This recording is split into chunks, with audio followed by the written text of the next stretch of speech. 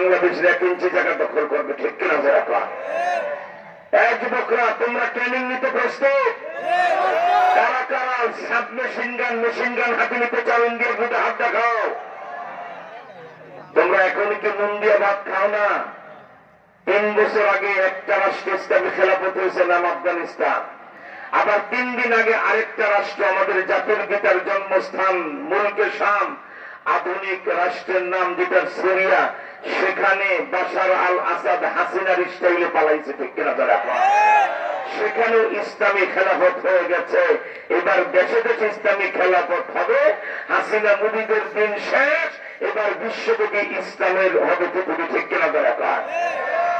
আমার ভাইরা, বাকি 3টা পরামর্শ আমরা ইউনূস সাহেবকে দেব। 3টা কাজ ওনাকে বুঝাই দিয়ে রাখবো। 3 কাজের বাহিরে যদি উনি যান তাহলে উনি মহা মুসিবতে পড়বেন।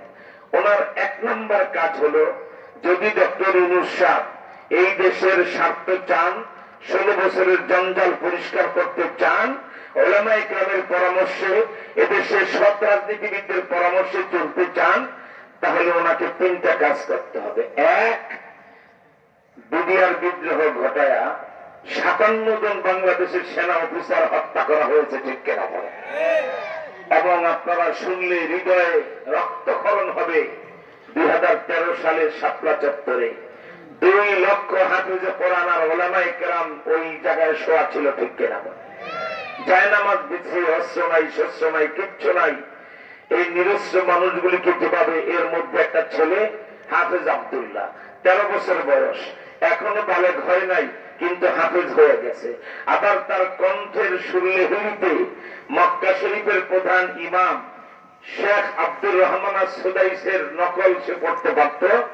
এই হাফেজে কোরআন রাত 1টায় যখন শাপলা চত্বরে মাইক বন্ধ হয়ে গেল, এই বাচ্চাটা মনে মনে ভাবছে, আমি তো আল্লাহর কোরআনের হাফেজ, আমি দাঁড়িয়ে যাই, আমি দাঁড়িয়ে দাঁড়িয়ে কয়েক পারা কোরআন শরীফ আমি তাহাজ্জুদে পড়ি।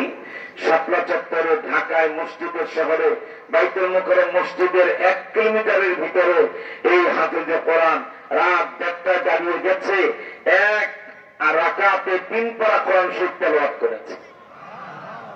12 বছরের ছোট্ট কচি বাচ্চাটা বেহেশতের উড়ন্ত পাখি, কোরআনের পাখি, 2য় রাকাতে দাঁড়ায় সূরা ফাতিহা পড়েছে, আর সূরা মিলাতে পারে নাই। হাসিনার পুলিশের বুলেট ওর বুক ঝাঁঝরা করে শহীদ করে দিয়েছে। ওই শাপলা চত্বরে যারা হাফেজে কোরআন আর উলামায়ে কেরামকে গণহত্যা করেছে, গেল 4 মাস আগে বৈষম্য বিরোধী আমাদের কলিজার টুকরা হীরাখণ্ড যারা দ্বিতীয় স্বাধীনতা আমাদেরকে এনে দিয়েছে, এই 2000 ছাত্রকে হাসিনা এবং তার পুলিশ যারা খুন করেছে, ডক্টর ইউনূস সাহেবের 1 নম্বর কাজ হলো এই খুনিদেরকে ফাঁসিতে ঝুলাতে হবে। আপনারা একমত? এই খুনিদের ফাঁসি হোক আপনারা চান? শুধু হাত দেখা দেন তাড়াতাড়ি আল্লাহু আকবার বলে। ইনশাআল্লাহ বাংলার জমিনে এদের ফাঁসি হবে। আমার ভাইরা, বন্দুকের গুলি মিস হবে, এদের ফাঁসি কেউ মিস করতে পারবে না।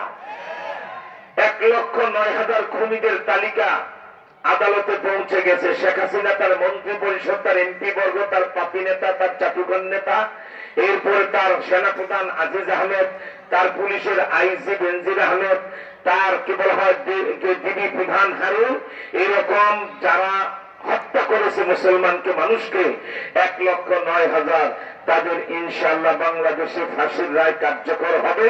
সরকার যদি বলে 1,09,000 এই খুনিদের ফাঁসি দিতে 10 বছর লাগবে, কারণ বাংলাদেশে ফাঁসির সেল নাই, অল্প কটা জেলখানায় আছে, বাকি জেলখানায় নাই, আমরা তখন বলবো বাংলাদেশের তেতুলিয়া থেকে টেকনাফ, রূপসা থেকে পাথুরিয়া যতগুলি বট গাছ আছে, সমস্ত বট গাছগুলিকে ফাঁসির সেল ঘোষণা করতে হবে, ঠিক কিনা?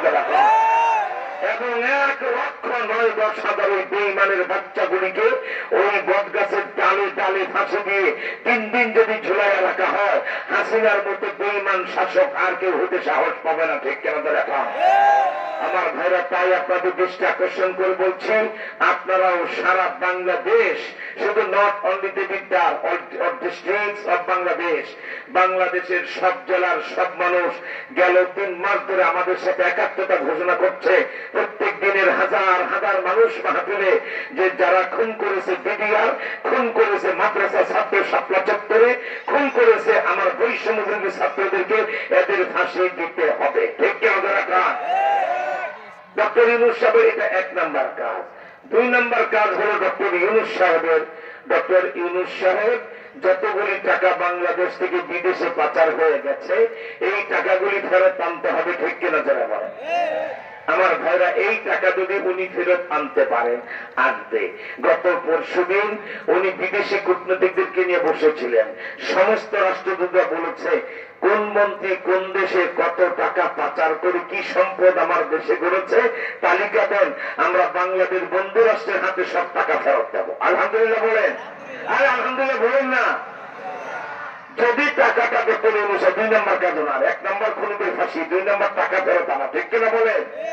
এই টাকা যদি ফেরত আনতে পারে এই বাংলাদেশ, এই মুহূর্তে আমি লন্ডন হাইড পার্কে কথা বলছি, এদিকের কোন হরেন যদি আমার মুখের দিকে থাকে ওইটা ঘোরাও, একটাই চলবে। কঠিন খারাপ আর কোন হরেন যেন আমার মুখের দিকে না থাকে উল্টা দিকে ঘোরাও, তা না হলে আওয়াজে তো বিকেলে একটা হরেন থাকে আওয়াজটা ভালো হবে। কোন হরেন ফেরত আনা যায়, 50 বছর চাল ডালের দাম বাড়বে না। সুবহানাল্লাহ বলেন। দিন দিন চাল ডালের দাম কমতে থাকবে। আরেকটা উপকার কি?